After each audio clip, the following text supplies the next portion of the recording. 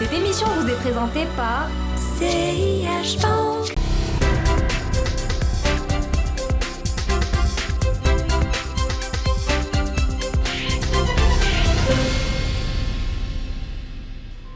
Mesdemoiselles, Mesdames, Messieurs, bonjour et bienvenue dans ce nouveau numéro de l'Hebdo des marchés. Notre émission L'Hebdo des marchés fête aujourd'hui sa deuxième année. On en profite pour apporter quelques modifications à notre ligne éditoriale, à notre programmation.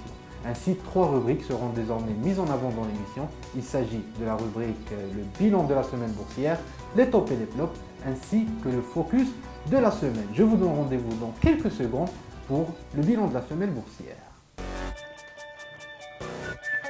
من نهار جربت بنك جديد حياتنا تغيرت.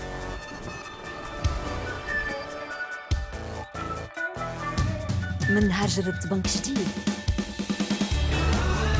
حياتي تغيرات.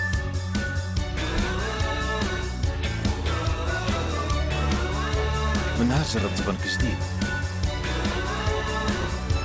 حياتي تغيرت. واحد النهار غادي تكتشفوا انه حتى نتوما بامكانكم تحولوا حياتكم للاحسن بفضل خدمات سهله ومبتكره. CIH Bank. بنك الغد معكم اليوم.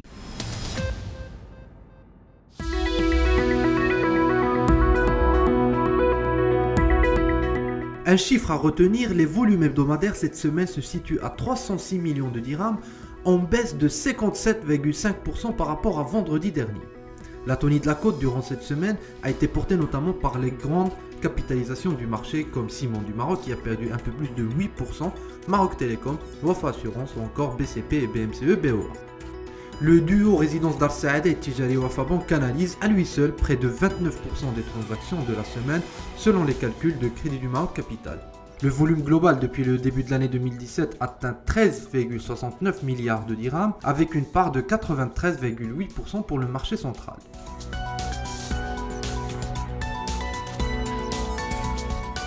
Techniquement, le MASI évolue toujours dans son canal baissier court terme. Les moyennes mobiles courtes sont toujours baissières et exercent une pression sur l'indice. Le MASI est venu vendredi dernier se poser sur une ligne de soutien à moyen terme susceptible de faire réagir les intervenants. Nous surveillerons donc la capacité des haussiers à se manifester pour relancer l'indice. Dans ce sens, la première résistance se trouve autour de 11 650 points. Nous passons désormais à la deuxième rubrique de l'émission, les tops et les flops. Et avec moi pour animer cette rubrique, Emin Qaderi de FNH.ma. Emin, bonjour. Bonjour Adil. Merci d'être parmi nous. Donc tu commenceras à nous aider à animer cette rubrique chaque semaine dans l'Hebdo des marchés. Tout à fait. Je t'en remercie encore une fois. C'est un plaisir. Alors, les tops et les flops de la semaine, qu'est-ce que tu nous as concocté cette fois-ci? Alors, au niveau des tops, j'ai sélectionné donc la croissance du PIB. Vous le savez, l'économie nationale a progressé de 4,3% pour le premier trimestre 2017. Alors bien sûr, la composante agricole a joué un rôle important pour cette croissance grâce au retour de la pluie, mais ce n'est pas là l'essentiel. Il y a une accélération du rythme de croissance des activités non agricoles qui ont progressé de 3% sur ce premier trimestre 2017. Et c'est notamment le fait du secteur tertiaire et particulièrement du tourisme qui, de manière assez surprenante, a très bien démarré l'année. Donc c'est encourageant, la qualité de la croissance devient un peu plus intéressante et donc pourvu que ça dure pour le reste de l'année. Le deuxième top que j'ai sélectionné pour cette semaine concerne les sociétés cotées à la bourse de Casablanca qui ont connu un désendettement important durant l'année 2016. Alors il faut savoir que l'endettement net des sociétés non financières, c'est-à-dire hors banque et assurance principalement, donc les sociétés non financières cotées ont vu leur endettement net s'alléger de près de 8,8%. Ce chiffre désormais autour de 52 milliards de dirhams. Le gearing, c'est-à-dire le ratio dette-fonds propres, lui aussi en baisse de 4 points et il tourne autour de 50%. C'est une tendance, cette tendance au désendettement est surtout le fait des secteurs de l'immobilier, du tourisme et de l'électricité. Très bien.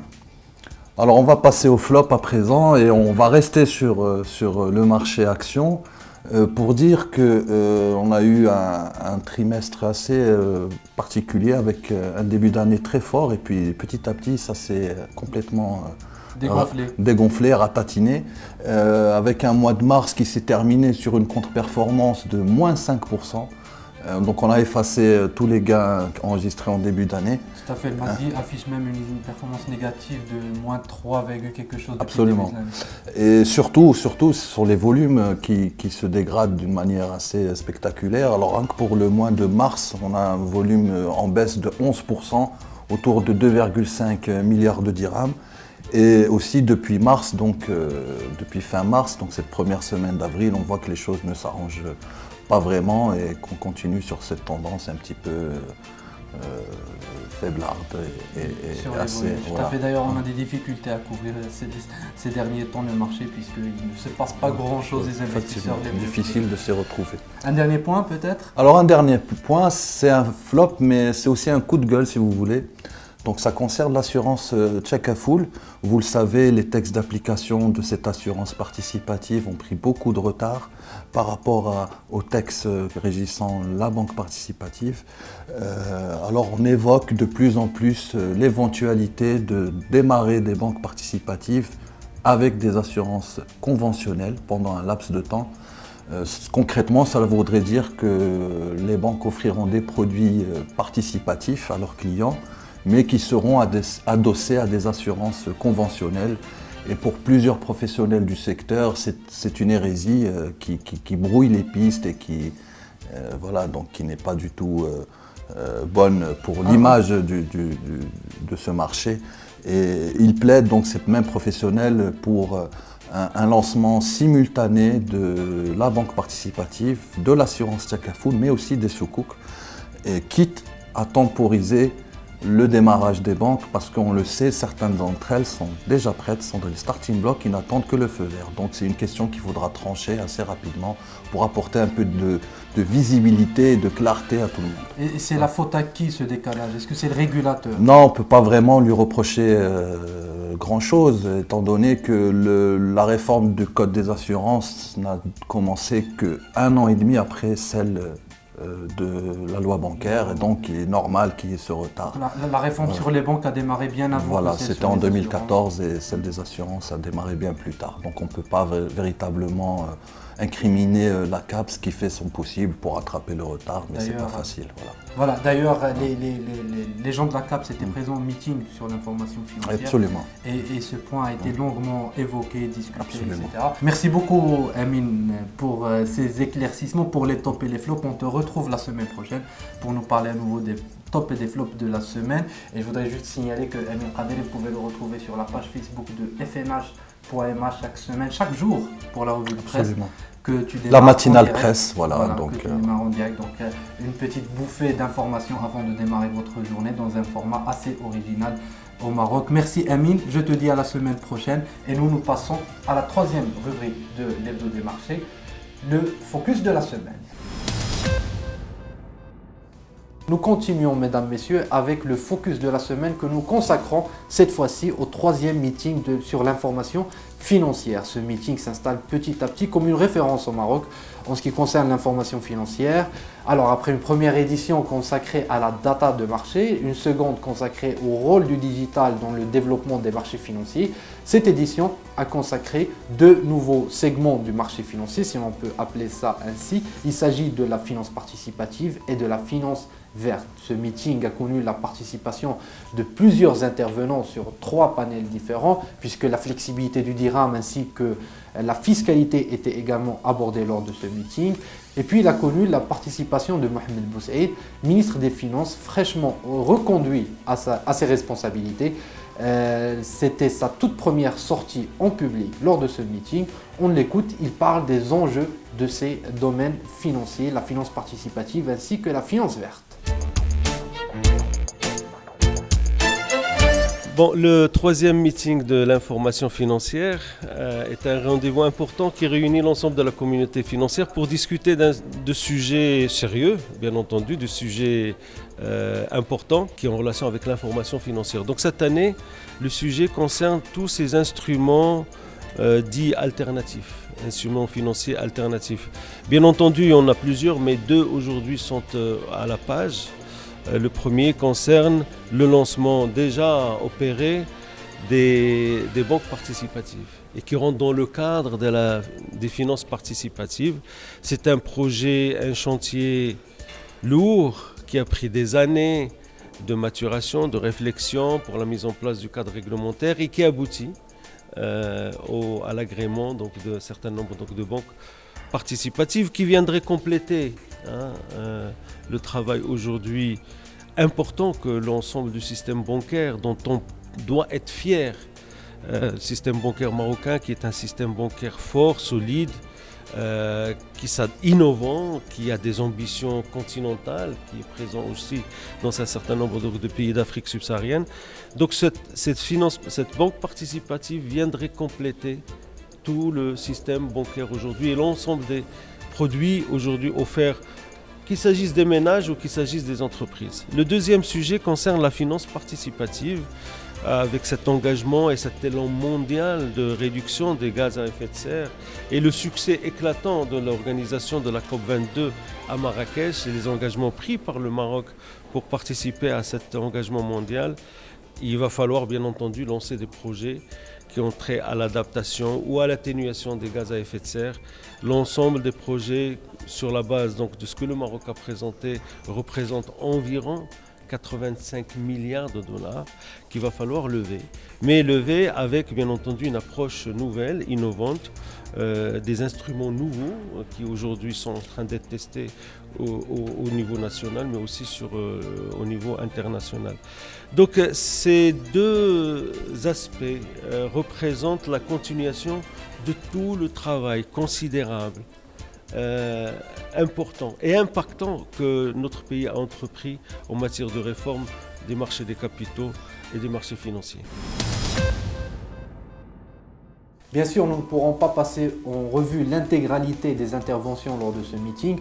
Nous allons donc nous consacrer uniquement sur la finance participative cette semaine. Et nous avons eu au micro de Bourse News quelques banques qui vont se lancer dans la finance participative incessamment sous peu. Il s'agit de CIH Bank et de BMCE Bank of Africa. On écoute les dirigeants de ces banques nous parler de leurs projets dans ce domaine. Nous devons, en tant que Marocains, et je dirais même Africains, avoir une ambition pour la finance participative, puisque vous me posez la question sur la finance participative. Nous devons l'avoir aussi pour la finance verte. Dans l'intérêt supérieur de notre économie, dans l'intérêt supérieur de nos citoyens. Pourquoi ?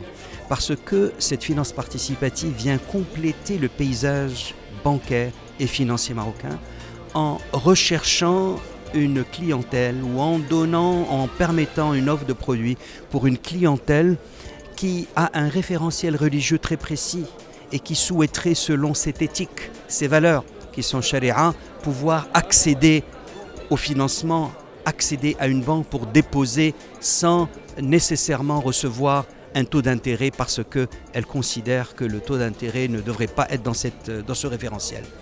Sharia compliant. Donc, la finance participative est un facteur d'inclusion financière. Il élargira la clientèle.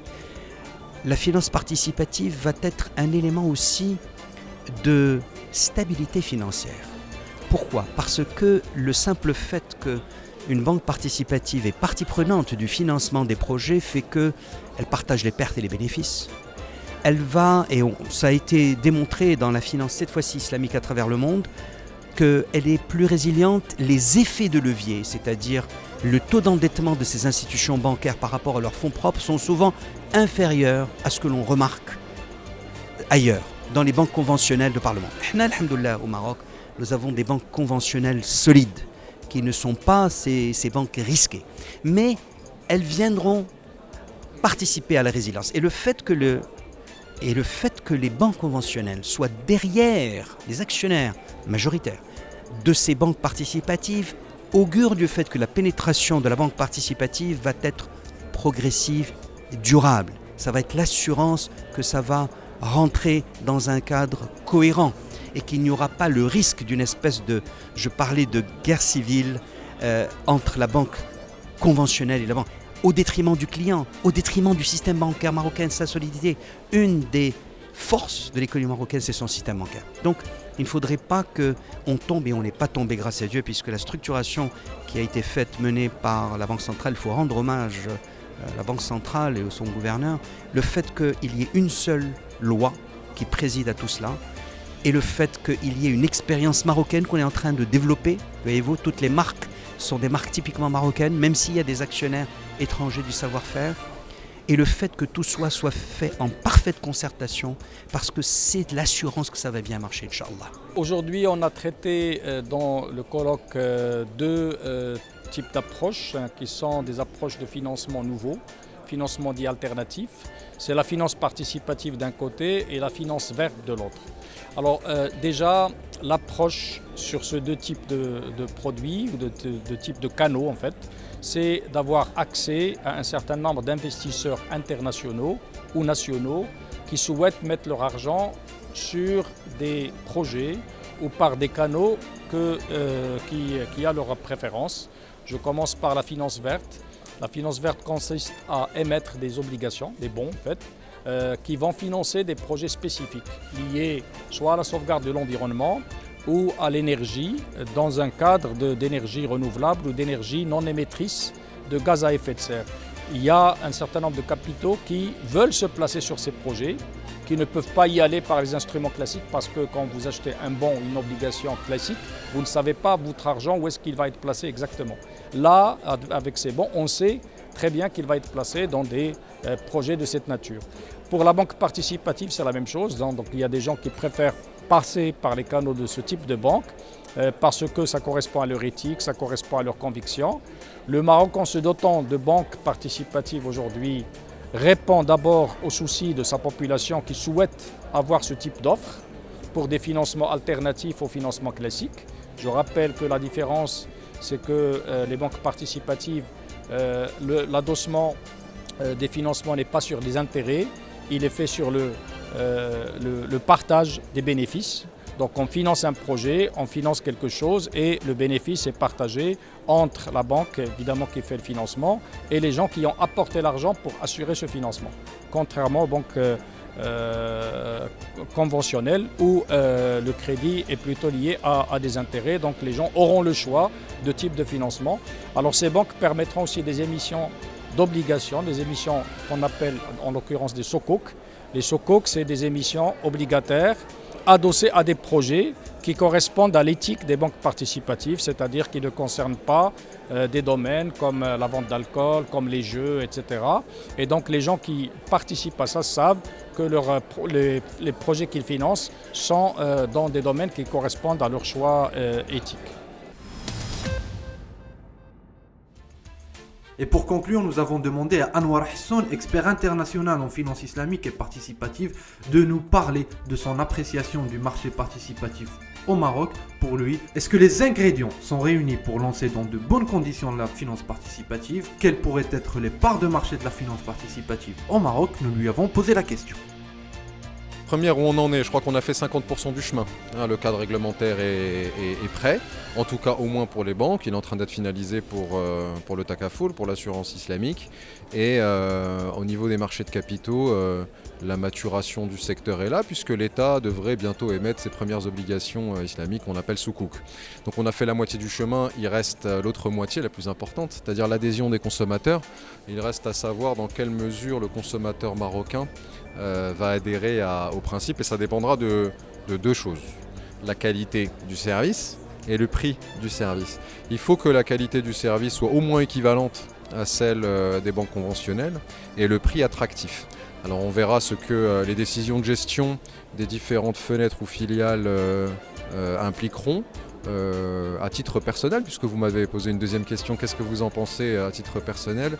Je pense que ce sera un grand succès. Pas tellement et uniquement sur le terrain technique, parce que finalement la technique de la finance participative, une fois qu'on la connaît, qu'on la domine, c'est pas très compliqué.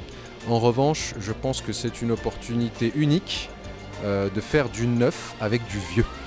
Et ça, c'est bien. Voilà mesdames, messieurs, c'était tout pour ce numéro de l'Hebdo des marchés. Je vous donne rendez-vous lundi prochain pour un nouveau numéro. D'ici là, je vous souhaite une excellente semaine et n'oubliez pas, l'actualité se poursuit sur Bourse News. À bientôt.